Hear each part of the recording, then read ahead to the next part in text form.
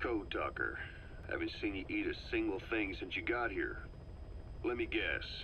Photosynthesis? Oh? What makes you say that? Well, a long time ago, I knew someone with a similar ability. Well, you are correct. Most of my body is covered with parasites. I supply them with water, and in return, I receive sugars they produce when exposed to light. It isn't just my skin either. The parasites also act as my eyes. They have replaced many of my internal organs as well. It is thanks to them that I live on after over a century. How did you obtain them anyway? Through your research? I would like to say as much, but there is more to it than that. Let me take you back 20 years. I had hit a dead end with my parasite research. Then I was approached by a foundation. They said they had a sample of an unusual strain of parasite. Which foundation? Apparently, they had links to ARPA. But that is all I learned. I was somewhat ignorant of the ways of the world. Just being able to study it was enough for me. Yeah, I've heard that before. Go on. Half in doubt, I visited them to discover the body of an old man. Well, to be precise, his partial remains. A collection of parts, you could say. The man had died in an explosion. An old man, you say? His flesh had not decomposed. In fact, the tissue's cells were still metabolizing. The parasite had infected, or should I say assimilated with, the tissues, and was keeping them alive. I became obsessed with studying the body parts, foregoing food and even sleep. Every day was filled with new discoveries. The parasite's biology, internal anatomy, life cycle. But there was only so much I could learn through observation. And so I made a decision. To truly know the parasites, I had to live with them.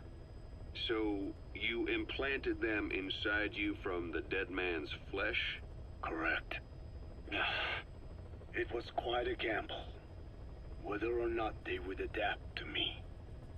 But fortunately, it appears I was compatible with them. Or perhaps, through my many years of research, my immune system learned to tolerate them. Were they that body's only parasite? Yes.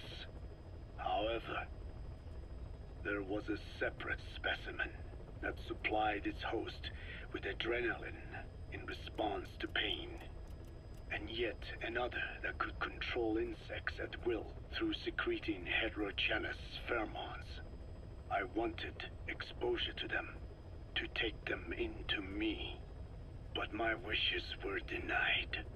Their records, though, provided clues that helped advance my research.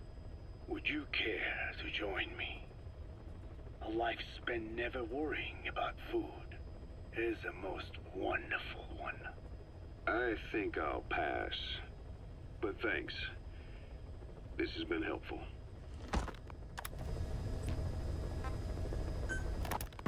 The one that covers.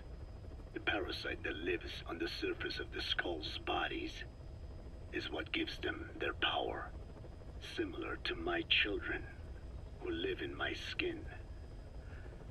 I modified the parasites I isolated from the body of that old man, differentiating them with various abilities. One that can blend perfectly into its surroundings by exposing the pigments in its cells at will. Another that, by harboring multiple species of metallic archaea, can oxidize and reduce metal.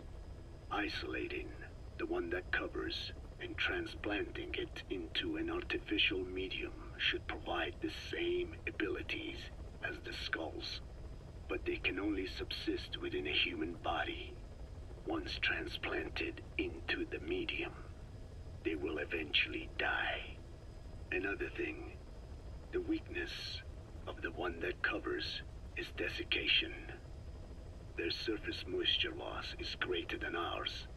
The reason they give off mist is to alleviate this by releasing the salts inside them as microparticles. Water vapor condenses around them, appearing as mist. But this dries out the atmosphere until they cannot even produce mist. And once their supply of water from the host runs out, the parasites are in danger. They, along with their host, enter a form of suspended animation. However, a similar effect occurs if they come into contact with a large amount of water. Rain, for instance, the one that covers will temporarily abandon other processes in his eagerness to absorb the water. Make the weather your ally.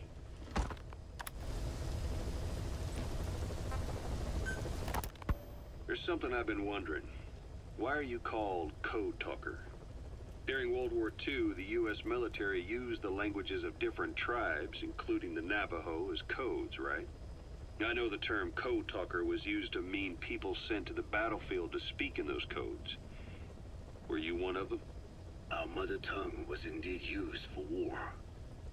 But I did not go. I was already over the conscription age. However, I was made to help craft the codes that were spoken. So in a wider sense, you could call me a code talker for that. Navajo is a complex language, and virtually no one outside the U.S. speaks it. They must have thought it was the perfect language to use as a code. Yeah, in the end, the Japanese never cracked it. The cipher is king in information warfare. Of course, they didn't simply speak in Navajo.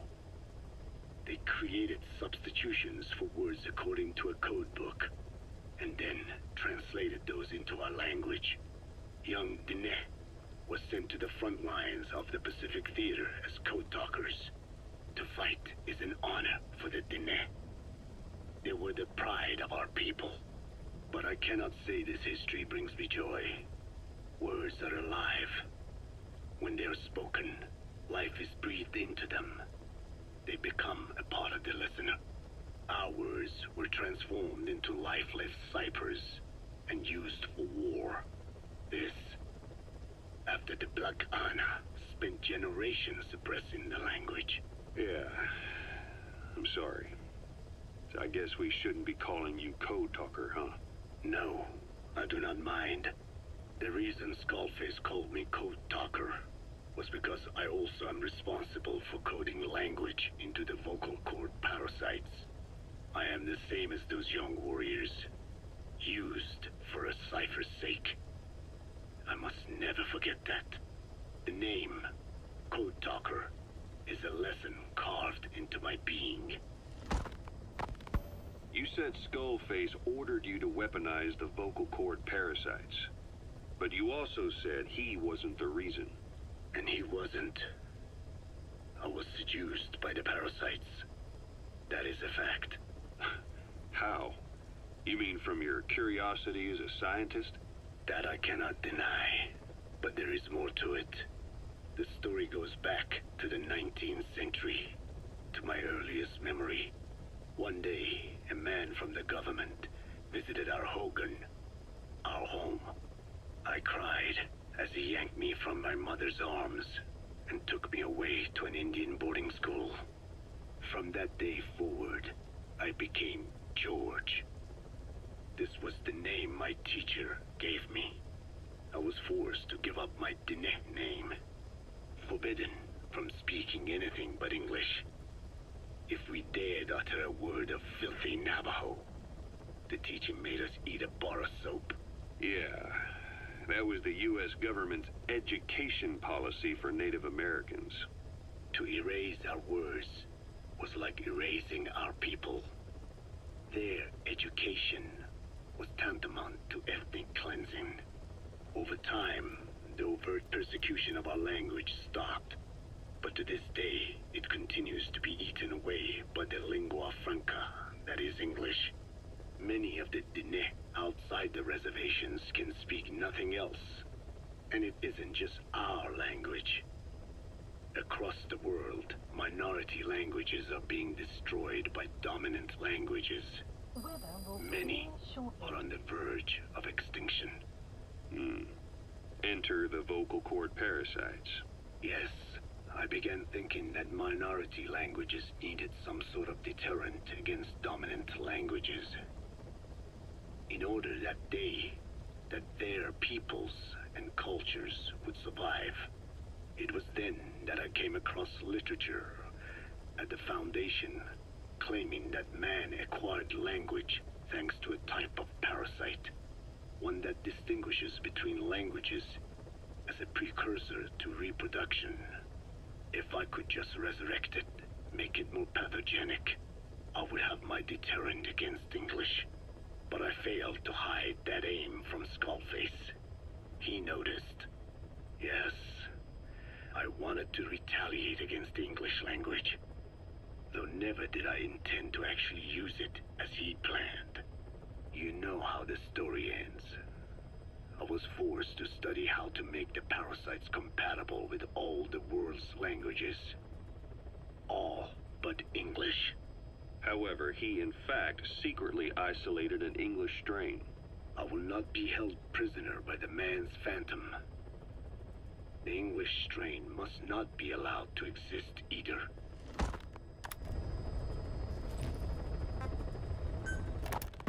I have no doubt Skullface's plan is almost complete. At that point, I will no longer be of use to him. I must leave behind this record at least. A record of how the ancient vocal cord parasites became these abominable ethnic cleansing parasites. I believe he has two purposes for the ethnic cleansing parasites. The first, as their name suggests, is ethnic cleansing. This conflict between East and West that envelops the world will not last much longer. Once the Cold War ends, and the weight of America and the Soviet Union is lifted away, the ethnic conflicts they kept suppressed will all rise to the surface. It is not difficult to imagine that the radical sides will begin cleansing their adversaries. But what if an ethnic cleansing parasite matching the language of the aggressors were to be unleashed? The aggressors would be washed off the earth. At the very least, the idea that retaliation could eradicate your people would prove a powerful deterrent. The second purpose is the Englishization of the world. To cipher the organization, this is probably their main use. Man thinks in words, or rather, words are man's very means of thinking. If you erase a word representing some concept, the concept itself disappears from the world. Nishone means beautiful in Navajo, but the image that comes to mind when we say Nishone differs from the Blagana's beautiful. An azure sky, a rolling landscape, lush greenery. The meaning we place in Nishone has its roots in Dene culture. If we lose the word Nishone, the images of our beautiful homeland would be washed away into oblivion along with it, just as Orwell indicated years ago.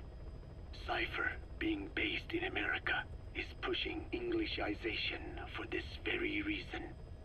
Suppose all 5 billion people on this planet come to read, speak, and think in English. Their wills could also be streamlined under English. Cipher's control would be all the easier. Economic governance would progress in leaps and bounds. The ethnic cleansing parasites would be a great aid in accomplishing this goal. There is no need to destroy every language besides English. All they need to do is weaken other dominant languages competing with it. Russian, Chinese, Arabic. If people know they risk their lives speaking such languages, they will flock to the lingua franca that is English. Cipher need not even focus attention on smaller languages. After all, they are already being eaten away by English. Business, education, film, commodities. English has permeated every area of global society. I can see this when I look at young Dene. Some of them have already lost their grasp of the Navajo language.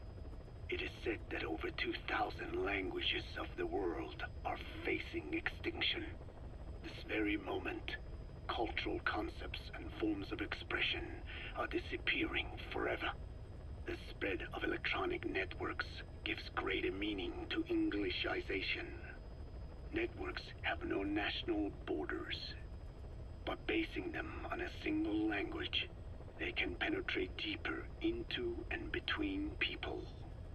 That basic point of unity provides the ideal environment for someone who aims to control people's wills. But how does this differ from building the Tower of Babel? The ethnic cleansing parasites attempt to rob man of his words. Such irony. It was the vocal cord parasites that gave words to him in the first place. Ancient man had no language. Unable to produce complex sounds due to the structure of the throat, he could communicate only through simple vocalizations and gestures. Then the vocal cord parasites infected his larynx. Man's transition to walking upright did not gift him solely with intelligence, but also with his voice. At the time, the vocal cord parasites never harmed man. They merely took a small measure of nourishment.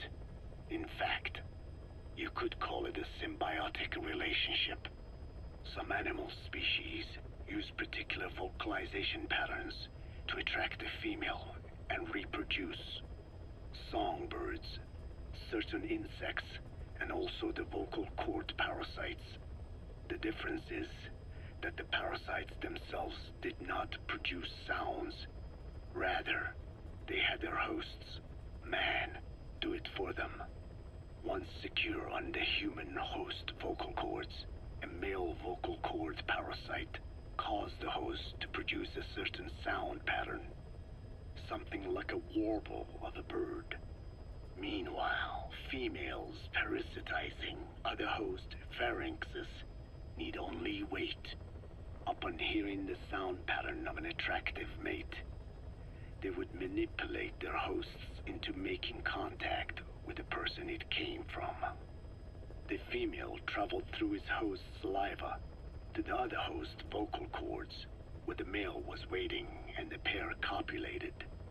We can only imagine how the female manipulated his host, but it was probably through smell. Smells traveled directly to the limbic system via the olfactory cilia in the nasal cavity. Volatile compounds released by the female would stimulate the limbic system, which controls instincts, making the host feel amorous. This kind of sexual selection naturally led to competition between the male parasites. Males that had their hosts produce sounds perceived by females as more attractive succeeded in copulating and producing offspring. Evolutionary traits caused by sexual selection are curious. The peacock's feathers, the mannequin's dance, the firefly's luminescence pattern. Even with courtship behaviors that are not advantageous to survival, those individuals that excel in them produce offspring, and it escalates with each generation. The same was true of the vocal cord parasites. Courtship vocalization rhythms and intonations became more sophisticated, and in order for man to produce such sounds, they had to alter his vocal organs. By lowering the position of the larynx and developing resonating chambers, they enabled more complex pronunciations. But that was not all. The vocal cord parasites activated a transcription factor that would later control man's language ability. A protein that, due to its appearance, is called forkhead box protein P2, or FOXP2. Activating this transcription factor led to the development of brain function capable of creating sophisticated frequency changes. This was the pinnacle of the vocal cord parasite's prosperity. However, this sophisticated pronunciation control was too useful for man to ignore. Once human sexual activity ceased to be only seasonal, and having lost pigment-based sexual characteristics, distinctive vocalizations became the most effective means for humans to attract mates as well. Combined with logic pathways hardwired into the brain, or universal grammar, it was not long before advanced communication was possible. This was the birth of language. Luckily for man, it was around this time that a particular retrovirus was circulating. While not lethal, it infected not only man, but the vocal cord parasites as well. It is presumed that this virus removed part of the parasite's DNA and reverse transcribed it into man's reproductive cells. It was a vector. Among the genes it transcribed were the ones responsible for the production of language. The vocal cord parasite's vocalization genes were written into the human genome. The parasites were no longer of any use to man now. Man could use his voice as he pleased, when he pleased, hindering the parasite's courtship vocalizations. Having lost their opportunity to reproduce, the parasites died out, leaving behind only the transcribed genes. The vocal cord parasites were once in symbiosis with man. Its genes even became a part of his. Humans and parasites are extremely close. As such, it will be extremely difficult for man's immune system to eliminate the vocal cord parasites. Even cutting them out will be no simple matter, which is exactly why these ethnic cleansing parasites are such a formidable weapon. The rise of the vocal cord parasites goes back approximately 300 million years to the Permian period. At that time, they were not even parasites, but predatory autotrophs. They are believed to have been the common ancestor to the Pentastomida and the Cyclops genus of copepods. However, Earth's environment underwent a violent change at the end of the Permian period. The cause is unclear, but evidence suggests that over 90% of the Earth's organisms at that time died out. The most pronounced threat to the proto-parasites was the severe reduction in oxygen concentration. The result was cladogenesis, a splitting that gave birth to a new strain that could parasitize other organisms' respiratory apparatus. This survival tactic helped lower their oxygen consumption, and inhabiting the throat kept them securely in contact with inhaled air. The best survivors were those that parasitized the reptiles that flourished at the time. Entering the Triassic period, the reptiles evolved into dinosaurs, and the proto-parasites shared in their success. Dinosaurs developed respiratory organs called air sacs to adapt to the low oxygen environment. These in particular helped the proto-parasites thrive. But another trial awaited them. The end of the Triassic period saw another drastic change in the Earth's environment. For most parasites, the male and female take the same host. Many are, in fact, hermaphrodites. Originally, the vocal cord parasites were as well. But for any strain to ride out a severe environmental change, it must secure a steady pool of genetic diversity.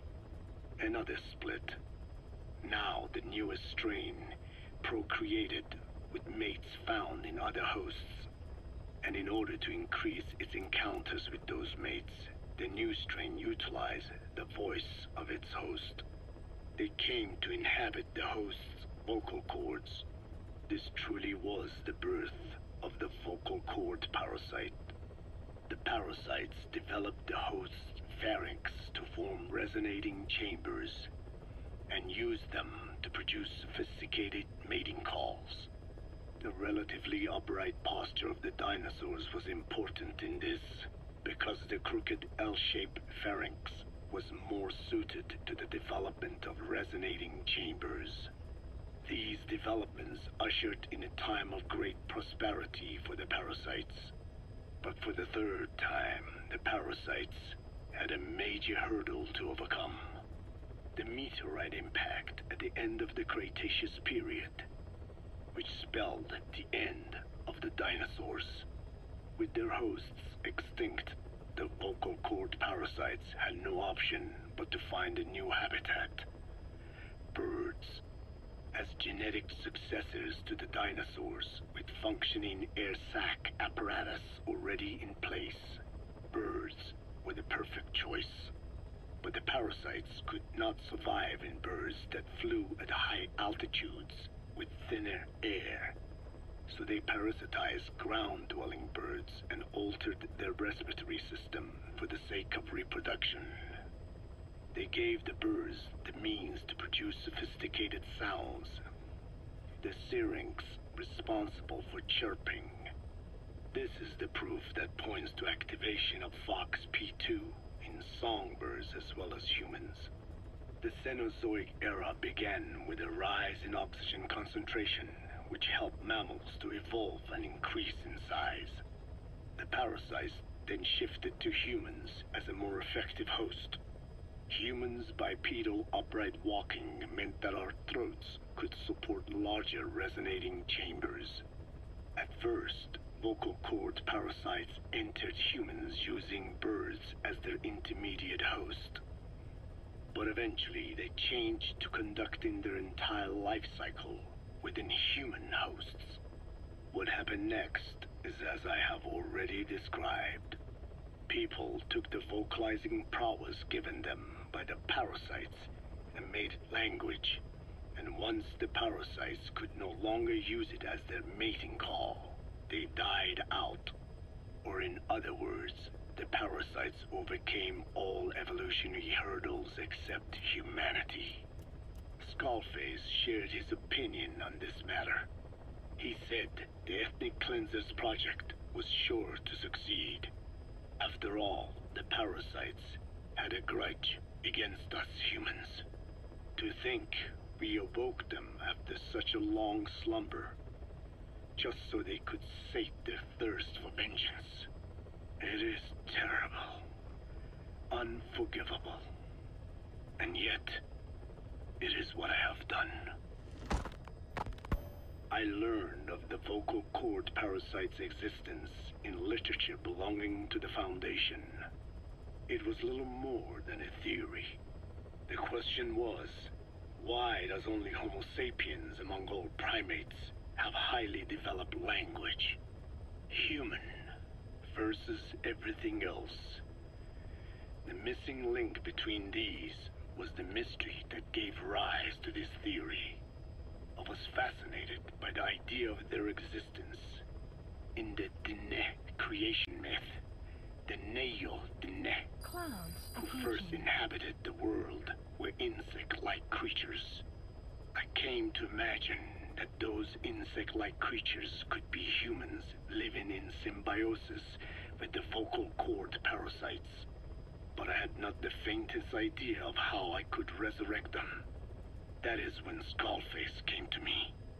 What he offered me was not just assistance with my metallic archaea research. He told me the vocal cord parasites really existed. And not only did they exist, they had already been brought back to life in the modern age.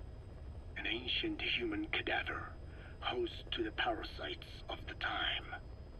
Cypher excavated such a cadaver from a permafrost region and isolated the DNA coding of the vocal cord parasites. Naturally, they were long dead and could not be brought back, but there was an alternate vessel they could use.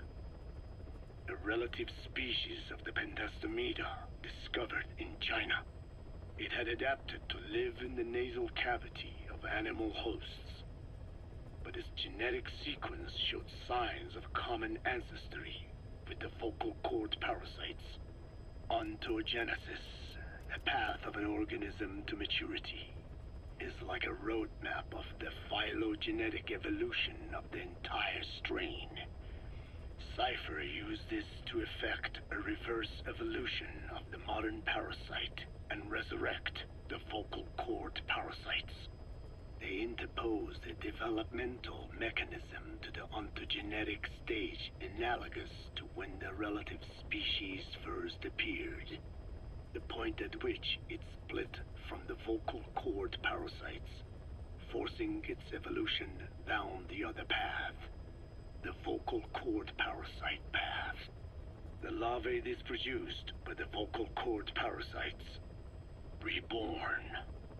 I do not know in detail how Cypher accomplished this, but clearly they have access to high-level genetic technologies.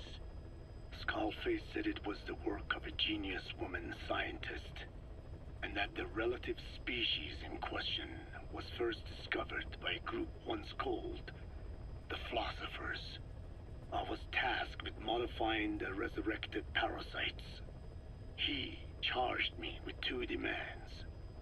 First, to add lethality to these organisms that had once lived in peace with man, by unleashing the larvae's latent desire to consume nutrients from the host's lung tissue, making them eat and eat until the lungs were destroyed. Second, to have both male and female inhabit the same host and copulate then and there only when exposed to specific pronunciations continuously over an extended time. What he would do to the Dene if I failed. I had no choice. Originally, the ultimate objective of the ethnic cleansing parasite project was the identification of not only languages, but of actual cultures. Language is deeply connected to ethnicity, but many languages are employed by multiple ethnic groups, and confrontation between those ethnic groups is by no means rare. If the cleanser parasites were to be a deterrent against ethnic conflict, they had to distinguish between groups using means other than pure language. The original plan called for this to be achieved by differences in the transmission vector. Each ethnic group has different lifestyle customs and eating habits.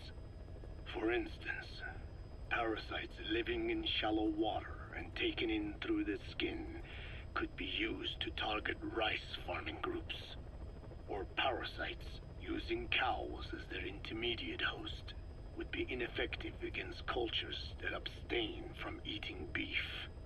But that is a lofty goal indeed. The current parasites mainly rely on droplet transmission. It would take extensive time to alter the transmission route. I eventually learned that the Ethnic Cleansers project had been shut down. It was Skullface who put it back into operation. But despite that, he told me to forget about the transmission route and just focus on language identification. I do not know why. I understand that the Chinese philosophers who discovered the relative species of parasite originally planned to develop a phonogrammic Alexia parasite. The left temporal parietal region is home to the part of the brain that identifies the phonetic symbols of the English language. They wished to create a strain that would parasitize that region and suppress its literacy functions. The brain area responsible for identifying the logographs of Chinese, meanwhile, is in the left middle frontal gyrus, meaning that even if native speakers of Chinese were infected with the parasite, the literacy would be unaffected. Old and new, east and west, there is no limit to the delusions of those in power. But this delusion threatens to become a reality. I have to do something to stop this.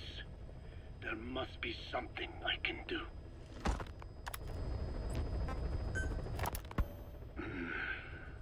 It appears I was looking at things wrong. What do you mean? All of you. Until now, I had thought of your organization, Diamond Dogs, as a superorganism. You'll have to explain that one.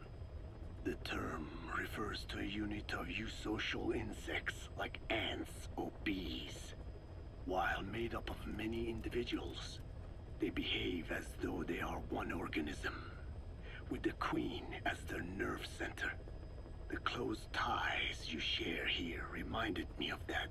Well, the boss's efforts do pull us all together. I was not finished. I'm speaking in terms of homogeneity. You come from all walks of life, do you not? Many races and tongues, talents and pasts, complementing each other, influencing each other, making Diamond Dogs the unique group that it is. Of course. We have no use for mindless drones around here. Is that so? Then perhaps an organization like yours is a truer superorganism than the ants and bees. Meaning? Most organisms adapt to their environment by coexisting with other species. Take the cow, for instance. Its rumen, the first stomach, contains an incredible number of bacteria which digest the food it has consumed. Without their help, the cow could not break down the fiber in grasses. The cow has to outsource its means of survival to them. You don't say. Man is the same. Some 100 trillion bacteria live inside the human intestines. Without the bacteria, they could not function properly. And it does not stop there. The stomach, the mouth, the skin, even the placenta contains bacteria that coexist with us. The same is true of parasites. In fact, the human immune system has evolved based on parasites being a part of it. Without them, the immune system can run amok and even damage other parts of the body. This is all very interesting, but what does it have to do with Diamond Dogs? A harmonious superorganism is made up not of a group of homogeneous individuals, but of diverse individuals that complement each other. That is what I saw in your group here. Then it occurred to me that man is a superorganism. Man's phenotype is not determined solely by his genetics. Some say if you mapped the genomes of all bacteria in the human body, the result would be over 100 times bigger than the human genome. The sum of man's genome and those of the organisms he coexists with, call it a metagenome, creates the superorganism we know as a human being. Well, now that's quite a leap. You think so? Then try a broader perspective. If our world were a human body, you would be parasites. You make a living by doing the dirty work that the world powers cannot handle themselves. From their perspective, you are likely a nuisance. But without you, pus would build up around the world, and autotoxemia, self-poisoning, would follow. The world needs your kind. Thank goodness for that. Skullfaced forced me to turn parasites into weapons. creatures with which we are supposed to coexist.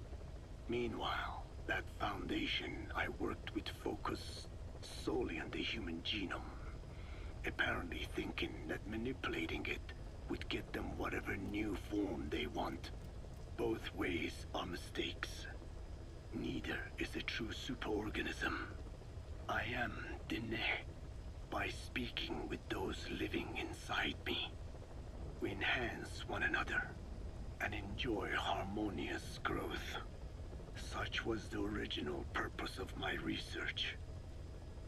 You have made me remember this. Well, it's an honor. You can travel the world, but you won't find another place like this. If the whole world was like this base, I think the peoples of the world would bid farewell to fighting for good. Maybe that's what the boss wanted in the end.